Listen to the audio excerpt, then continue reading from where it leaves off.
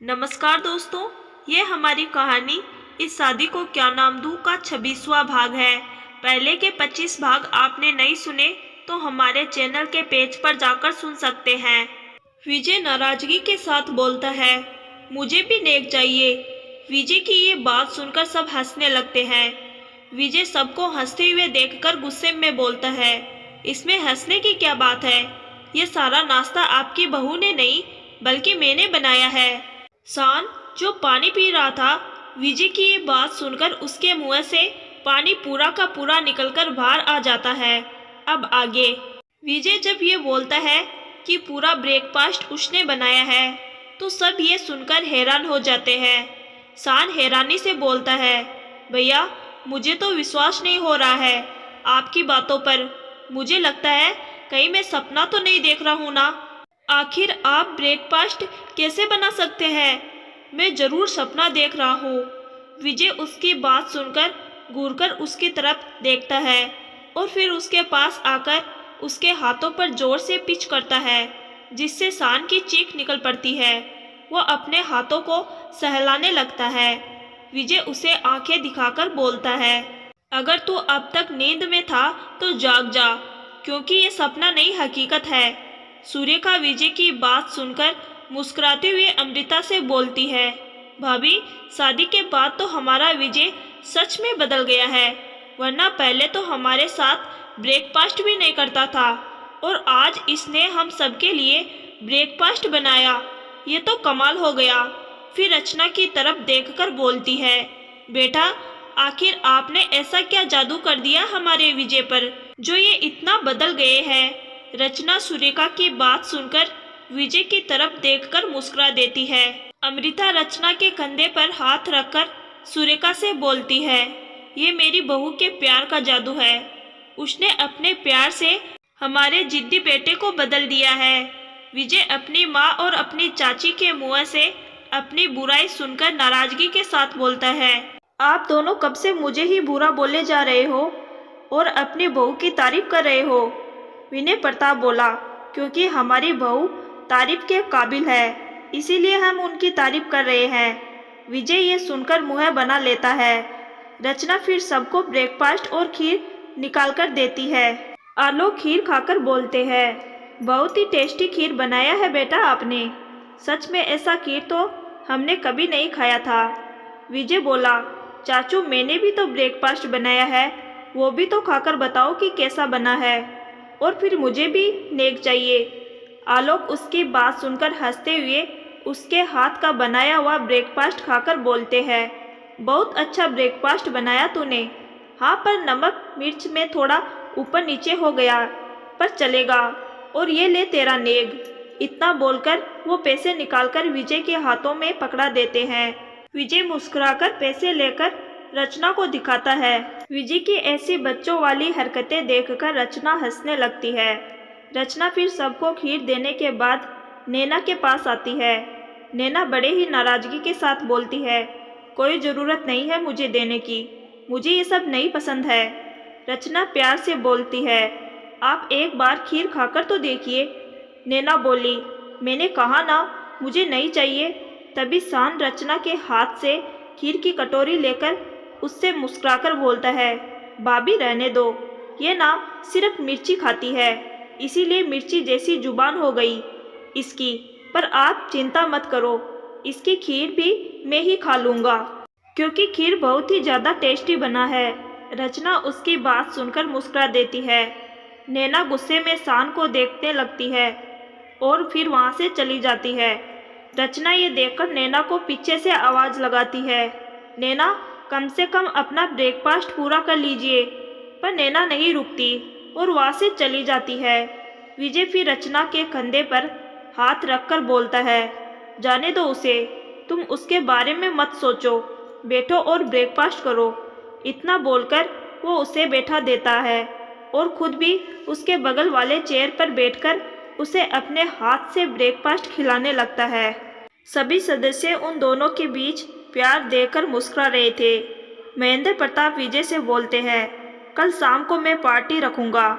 विजय बोला, पार्टी किस लिए दादाजी? महेंद्र प्रताप बोले, क्योंकि आपके शादी के बारे में किसी को नहीं पता है, इसीलिए मैं सबको रचना से मिलवाना चाहता हूँ, ताकि सबको पता चल जाए कि आपने शादी कर लिया है।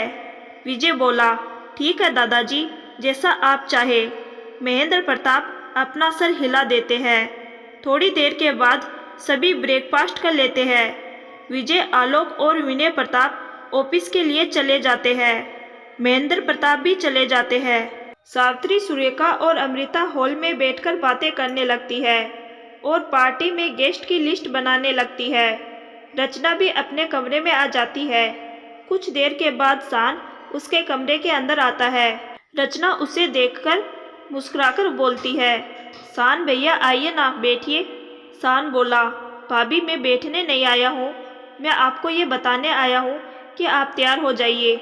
रचना बोली, पर क्यों, कहाँ जा रहे हैं हम? शान बोला, दादाजी ने कल पार्टी का अनाउंसमेंट कर दिया है, इसीलिए मैं आपको यहाँ का मॉल ले जाना चाहता हूँ, ताकि आपके लिए एक अच्छी सी पार्टी में पहनने के लिए ड्रेस खरीद सकूँ। रचना बोली, पर इसकी ज़रूरत नहीं है, हमारे अलमारी में विजय ने पहले से ही बहुत सारे ड्रेस रखवा दिए हैं। शान उसकी बात सुनकर उससे रिक्वेस्ट करते हुए बोलता है, प्लीज़ भाभी चलिए ना, मैं आपको ये शहर भी दिखाऊंगा। आप यहाँ पहली बार आई हैं ना, और फिर आपसे थोड़ी टिप्स भी लेनी है। रचना बोली, कैसी टिप्स?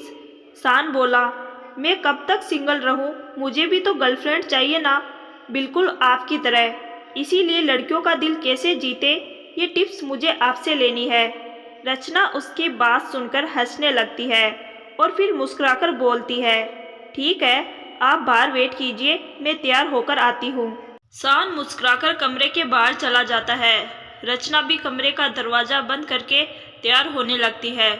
कुछ देर के बाद वो तैयार होकर कमरे के बाहर आती है और फिर शान के साथ मॉल जाने के लिए निकल जाती है। रचना और शान मॉल पहुंचते हैं। रचना मॉल के अंदर जाती है। वो इतने बड़े मॉल को देखकर हैरान हो जाती है।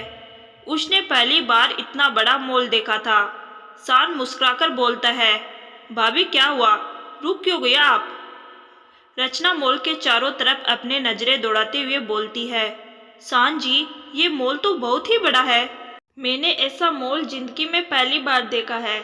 शान मुस्कुराकर बोलता है, भाभी यहाँ ऐसे ही बड़े बड़े और भी मॉल है, पर वहाँ मैं आपको किसी और दिन ले जाऊँगा। अभी चलिए, आपके लिए एक अच्छी सी ड्रेस पसंद करते हैं। रचना बोली, पर शान जी, इसकी ज़रूरत क्या है, मेरे पास ऑलरेडी बहुत सारी ड्रेस है, विजय जी ने मुझे दिया है। शान बोला, भाभी एक ड्रेस अपने देवर की तरफ से भी ले लो, मैं चाहता हूँ कि आप पार्टी में वही ड्रेस पहनना। आपको पता है पार्टी में वीआईपी गेस्ट आने वाले हैं और भी बड़े बड़े लोग आएंगे, और मैं नहीं चाहता कि मेरी भाभी किसी से कम दिखे। मैं चाहता हूँ सब आपको देखे तो बस देखते ही रह जाए। प्लीज़ भाभी, अब मना मत करना। क्या आप अपने प्यारे देवर की इतनी सी बात नहीं मान सकती? रचना उसकी बात सुनकर हंसते हुए बोलती है, अच्छा ठीक है, चलिए आप बताइए कौन सी ड्रेस आप मेरे लिए पसंद करने वाले हैं। शान मुस्कुराकर रचना को एक काउंटर पर ले जाता है, जहाँ एक बहुत ही खूबसूरत सा गाउन ड्रेस लगा हुआ था, और उस गाउन ड्रेस की कीमत लाखों में थी। वो ड्रेस दिखने में भी बहुत खूबसूरत लग रहा था। रचना भी जब उस ड्रेस को देखती है तो उसकी भी आंखें चमक उठती है। वो उस ड्रेस को अपने हाथों से छूकर देखने लगती है। शान मुस्कुराकर बोलता है, भाभी कैसी लगी आपको ये ड्रेस? रचना मुस्कुराकर बोलती है, ये ड्रेस तो बहुत खूबसूरत है शान जी, मुझे ये बहुत पसंद आया। शान बोला, थैंक गॉड भाभी, आपको कुछ तो पसंद आया। अब आप एक काम कीजिए, ये ड्रेस एक बार ट्राई कर लीजिए, अगर फिटिंग का प्रॉब्लम होगा तो हम लोग ठीक करवा लेंगे। रचना हाँ में अपना सिर हिलाती है। शान का फिर कॉल आने लगता है। वो रचना से बोलता है, भाभी आप ड्रेस ट्राई कीजिए, मैं ये कॉल अटेंड करके आता हूँ। इतना बोलकर वो वहाँ से चला जाता है। रचना भी ड्रेस लेकर ट्रायल रूम की तरफ जाने लगती है। तभी उसकी नज़र वही थोड़ी दूर काउंटर के पास खड़े एक कपल पर पड़ती है। वहाँ विजय की बहन नैना और उसके साथ एक लड़का खड़ा था। नैना की आंखों में आंसू गिर रहे थे। वे उस लड़के को हाथ पकड़कर उससे कुछ बोल रही थी, पर वो लड़का बार बार बड़ी ही बेरहमी से उसका हाथ गुस्से में छटक रहा था। रचना ये देखकर थोड़ा उनके करीब चली जाती है ताकि उन्हें उनकी आवाज़ सुनाई दे सके। नैना उस लड़के से रोते हुए बोलती है, ऐसा मत बोलो प्लीज रौनक, मैं तुमसे बहुत प्यार करती हूँ। तुम्हें जो चाहिए ना मैं तुम्हें दूंगी। तुम आज शाम की पार्टी में आ जाना, मैं तुम्हें पैसे दे दूंगी। पर प्लीज मुझे छोड़कर जाने की बात मत करो। मैं सबसे ज़्यादा प्यार सिर्फ तुमसे करती हूँ और किसी से नहीं। रौनक गुस्से में बोलता है, शाम तक पैसों का इंतजाम नहीं किया ना तो कल से अपना चेहरा मत दिखाना। आ जाऊंगा मैं शाम की पार्टी में।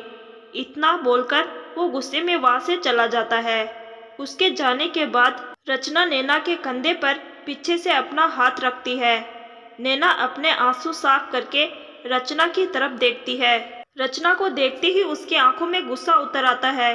वो गुस्से में उसका हाथ हटाकर अपने दांत पीसते हुए बोलती है, तुम यहाँ क्या कर रही हो? रचना बोली, नैना मैं यहाँ सांजी के साथ आई हूँ। आज शाम को पार्टी है ना, इसीलिए सांजी मुझे यहाँ लाए हैं शाम की पार्टी में पहनने के लिए ड्रेस पसंद करने। पर वो लड़का कौन था और तुम उसके सामने रो क्यों रही थी? और वो किस पैसों की बात कर रहा था? नैना रचना का इतना सवाल सुनकर थोड़ा घबरा जाती है। रचना बोली, क्या हुआ? तुम कुछ बोल क्यों नहीं रही हो? कहीं वो लड़का तुम्हें परेशान तो नहीं कर रहा था ना? बताओ मुझे, मैं तुम्हारे भैया से उसकी कंप्लेन करूंगी।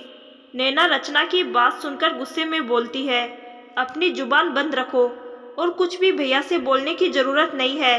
मैं उस लड़के से प्यार करती हूँ, मेरा बॉयफ्रेंड था वो। रचना ये सुनकर हैरानी से बोलती है, क्या बॉयफ्रेंड? नैना बोली, हाँ बॉयफ्रेंड। ये सुन रचना हैरानी से बोली, पर वो तुमसे किस पैसों की बात कर रहा था? नैना बोली, वो अपना बिजनेस स्टार्ट कर रहा है जिसके लिए उसे पैसे चाहिए, इसीलिए वो मुझसे पैसे मांग रहा था।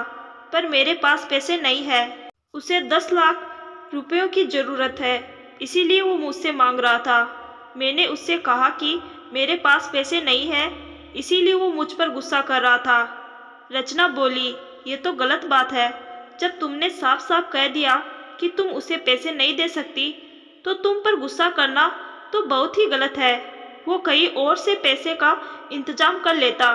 नैना नाराजगी के साथ बोलती है, उसका मेरे अलावा कोई नहीं है और वो मुझे अपना मानता है। अब अपनों से मदद नहीं मांगेगा तो और किससे मांगेगा?